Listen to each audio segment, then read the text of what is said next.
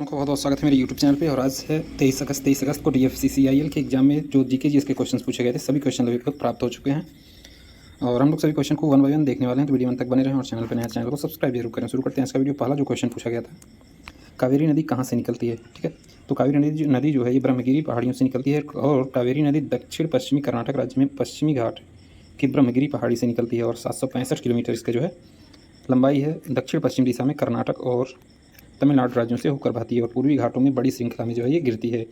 कावेरी नदी की दो सहायक नदियों हेमावती और लक्ष्मण तीर्थ नदी से जो है जुड़ी हैं। ब्रह्मगिरी की पहाड़ियाँ महाराष्ट्र के पश्चिमी घाट में एक पर्वत श्रृंखला है। तो ये जो है कावेरी जल विवाद फिर से एक बार सुर्खियों में आ गया है। तो कावेरी के बारे में आप सारी जानकारी इकट्ठा कर लें क्योंकि ये क्वेश्चंस जरूर इस पर क्वेश्चंस पूछे जा रहे हैं एग्जाम में।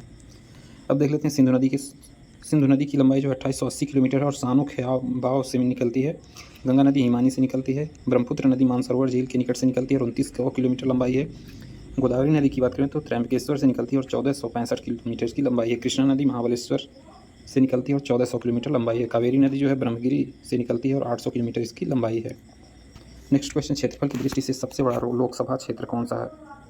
ठीक है, क्षेत्रफल की दृष्टि से सबसे बड़ा लोकसभा क्षेत्र कौन सा? तो भारत में क्षेत्रफल की दृष्टि से लद्दाख सबसे बड़ा संसदीय निर्वाचन क्षेत्र, जबकि लक्षद्वीप जो है इस दृष्टि से सबसे छोटा चुनाव क्षेत्र है। तो लक्षद्वीप सबसे छोटा है, लद्दाख जो है सबसे बड़ा है। देश का सबसे बड़ा निर्वाचन क्षेत्र आंध्र प्रदेश का मलकागिरी लोकसभा निर्वाचन क्षेत्र। यहाँ कुल 29,53,915 मतदाता हैं। ठीक है, नेक्स्ट क्वेश्चन पूछा गया था, निम्न में से एक लैंगिक पौधा कौन सा है? इसका आप लोग कमेंट बॉक्स में कमेंट करेंगे आंसर। परमाणु संख्या 29 कौन से ब्लॉक में आता है? तो पीरियोडिक टेबल की हम लोग बात करें तो पीरियोडिक टेबल में ये आपका एस ग्रुप होता है, ये पी ग्रुप होता है, ये जो है डी ब्लॉक होता है और ये जो है एफ ब्लॉक होता है। ठीक है, तो परमाणु संख्या 29 जो है ये आता है डी ब्लॉक में। ठीक है, इसके अंतर्गत आता है आपका डी ब्लॉक में। नेक्स्ट, लेंस का एसआई मात्रक क्या होता है? इसका तो मैंने क्विज में डाला था, तो इसका आंसर हो जाएगा डायोप्टर। लेंस की एसआई मात्रक जो होती है ये डायोप्टर होती है। लेंस की क्षमता का एसआई मात्रक डायोप्टर होता है। ठीक है, इसे कैपिटल डी अक्षर से दर्शाया जाता है। यदि फोकस दूरी एफ को मीटर में व्यक्त किया जाता है तब शक्ति को डायोप्टर में व्यक्त किया जाता है। और एक डायोप्टर एक लेंस की शक्ति होती है जिसकी फोकल लंबाई जो है 1 मीटर। एक डायोप्टर बराबर 1 मीटर इनवर्स होता है। ठीक है, उत्तल लेंस की शक्ति धनात्मक होती है और अवतल लेंस की शक्ति क्या होती है? ऋणात्मक होती है। इन सब पे भी क्वेश्चंस आपके एग्जाम में पूछे जा सकते हैं। नेक्स्ट क्वेश्चन, मॉन्टेग्यू चेम्सफोर्ड अधिनियम कब आया था? तो मॉन्टेग्यू चेम्सफोर्ड अधिनियम आया था 1919 में। और मॉन्टेग्यू चेम्सफोर्ड सुधार जो 1919 का भारत सरकार अधिनियम इंग्लैंड की संसद द्वारा पारित किया गया था। इस अधिनियम को मॉन्टेग्यू चेम्सफोर्ड सुधार के नाम से जाना जाता है। उस समय चेम्सफोर्ड भारत का वायसरॉय था। ठीक है, नेक्स्ट क्वेश्चन, गांधी इरविन समझौता कब हुआ था? तो गांधी इरविन समझौता हुआ था 5 मार्च 1931 को। इसका आंसर क्या हो जाएगा? 1931। और गांधी इरविन समझौते पर 5 मार्च 1931 को हस्ताक्षर किए गए थे। इस समझौते में गांधी ब्रिटिश शासन के खिलाफ भारत में सविनय अवज्ञा आंदोलन को समाप्त करने और दूसरे गोलमेज सम्मेलन में सम्मिलित होने के लिए सहमत हुए। ठीक है, नेक्स्ट क्वेश्चन पूछा गया था कि आम का वैज्ञानिक नाम क्या है? तो आम का वैज्ञानिक नाम है मैग्नीफेरा इंडिका इसका नाम है। ठीक है, नेक्स्ट, लेड एसिड का फार्मूला पूछा गया था। तो इसका आंसर आप लोग कमेंट बॉक्स में कमेंट करेंगे। DFCCIL की स्थापना कब हुआ था? तो ये होता है DDFCCIL होता है dedicated freight corridor corporation of India. 30 अक्टूबर 2006 को इसकी स्थापना की गई थी। भारतीय रेलवे में कौन सा जोन सबसे बड़ा है? तो भारतीय रेलवे में सबसे बड़ा जोन है उत्तर रेलवे। भारत में कवर किए गए किलोमीटर लगभग 6807 के संदर्भ में सबसे बड़ा जोन है। ठीक है, उत्तर रेलवे है ये।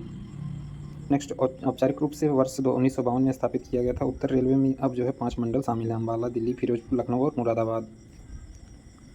कुछ यहाँ पे देख लेते हैं। रेलवे जोन: मध्य रेलवे मुंबई, उत्तर रेलवे दिल्ली, उत्तर पूर्व रेलवे गोरखपुर, पूर्वोत्तर सीमांत रेलवे गुवाहाटी, पूर्वी रेलवे कोलकाता, दक्षिण पूर्व रेलवे कोलकाता। ठीक है, नेक्स्ट, रेलवे स्टाफ कॉलेज कहाँ स्थित है? तो ये वडोदरा में स्थित है railway staff college.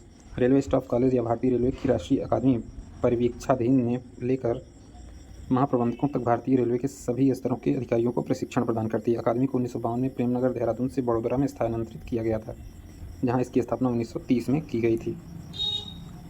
Next question पूछा गया था कि अम्लीय वर्षा का प्रमुख कारण कौन सा होता है इसमें से? ठीक है, तो अम्लीय वर्षा एसिड रेन कहते हैं इसको। प्राकृतिक रूप से ये अम्लीय होती है। इसका कारण यह है कि पृथ्वी वायुमंडल में सल्फर डाइऑक्साइड और नाइट्रोजन ऑक्साइड जल के साथ क्रिया करके नाइट्रिक अम्ल और गंधक का जो है तेजाब बन जाता है। नेक्स्ट, प्लेटलेट्स का अन्य नाम क्या है? तो प्लेटलेट्स का नाम है थ्रोम्बोसाइट। प्लेटलेट्स हमारे शरीर में ऐसी कोशिकाएं होती हैं जो ब्लड को बहने से रोकती हैं। शरीर में किसी इंजरी या अन्य कारण से वेसल्स से ब्लीडिंग होने पर प्लेटलेट्स की मदद से ब्लड को रोका जाता है। ठीक है, नेक्स्ट, इलेक्ट्रॉन खोने की प्रक्रिया को क्या कहा जाता है? तो इलेक्ट्रॉनों को खोने की प्रक्रिया ऑक्सीकरण कहलाती है और इलेक्ट्रॉनों को प्राप्त करने की क्रिया न्यूनीकरण यानी रिडक्शन कहलाती है। अधिकांश समय न्यूनीकरण के साथ ऑक्सीकरण आगे पीछे घटित होते हैं। चूँकि एक परमाणु दूसरे के द्वारा इलेक्ट्रॉन प्राप्त करते हुए इलेक्ट्रॉन खोता है, ठीक है। प्रकाश की गति अधिकतम किसमें होती है? तो निर्वात में प्रकाश की चाल अधिकतम होती है। प्रकाश के मार्ग में कोई रुकावट न होने वाला निर्वात सबसे कम सघन माध्यम है। तो निर्वात में सबसे अधिक गति होती है। प्रकाश की गति उस माध्यम के अपवर्तनांक पर निर्भर करती है जिसमें वह यात्रा कर रहा है, ठीक है। माध्यम का अपवर्तनांक जितना अधिक होगा प्रकाश की चाल उतनी ही कम होती है। इसलिए एक माध्यम में प्रकाश की चाल उस समय माध्यम के अपवर्तनांक जिसमें यात्रा कर रहा है कि व्युत्क्रमानुपाती होता है, ठीक है। माध्यम जितना अधिक सघन होगा इसका अपवर्तनांक उतनी ही अधिक होगा और इस प्रकार प्रकाश की चाल कम होगी। प्रकाश की चाल इस प्रकार ठोस में सबसे कम होती है और निर्वात में सबसे अधिक होती है। तो सॉलिड में सबसे कम, फिर लिक्विड, फिर गैस और सबसे ज़्यादा निर्वात में प्रकाश की चाल होती है। आधुनिक आवर्त सारणी में क्षैतिज पंक्तियों को क्या कहा जाता है? जो आधुनिक आवर्त सारणी है उसमें जो क्षैतिज पंक्तियाँ हैं उन्हें आवर्त कहा जाता है। आवर्त सारणी की क्षैतिज पंक्तियों को आवर्त कहा जाता है। आवर्त सारणी में तत्वों को पंक्तियों में व्यवस्थित किया गया है। समान अवधि के तत्वों में समान संख्या में इलेक्ट्रॉन कक्षक होते हैं। एक समूह की बात करें तो आवर्त सारणी में 18 लंबवत स्तंभ हैं। एक समूह के सभी तत्वों के रासायनिक और भौतिक गुण समान होते हैं क्योंकि उनके पास बाह्यतम इलेक्ट्रॉनों की संख्या समान होती है, ठीक है। नेक्स्ट क्वेश्चन, मानव रक्त का पीएच कितना होता है? तो ये होता है 7.45। रक्त सामान्य रूप से थोड़ा क्षारीय होता है, ठीक है, जिसमें सामान्य पीएच रेंज 7.35 से 7.45 होती है। आमतौर पर शरीर रक्त के पीएच को 7.40 के करीब बनाए रखता है। तो देखिए, तो जिसका पीएच मान 7 होगा वो ना तो क्षारीय होगा ना तो अम्लीय होगा, ठीक है। जैसे ही इधर घटते जाएंगे एसिडिटी बढ़ती जाएगी। पीएच मान जैसे ही 7 से कम होता जाएगा एसिडिटी बढ़ता जाएगा और 7 से जैसे ही ज़्यादा होगा बेसिसिटी यानी क्षारीयता बढ़ती जाएगी। आमतौर पर शरीर रक्त पीएच को 7.40 के करीब बनाए रखता है। यहीं पे बात करें, पीएच मान किसी विलयन की अम्लता या क्षारीयता का एक संख्यात्मक माप है जिसे आमतौर पर 0 से 14 के पैमाने पर मापा जाता है। उदासीन विलयन जैसे शुद्ध पानी का पीएच 7 होता है। अम्लीय विलयनों का पीएच 7 से कम होता है और क्षारीय विलयनों का पीएच जो है 7 से कम होता है, ठीक है। तो ये सारे क्वेश्चन आज की वीडियो में पूछे गए थे और ऐसे इंपॉर्टेंट वीडियोज़ के लिए चैनल को सब्सक्राइब जरूर करें। Thank you.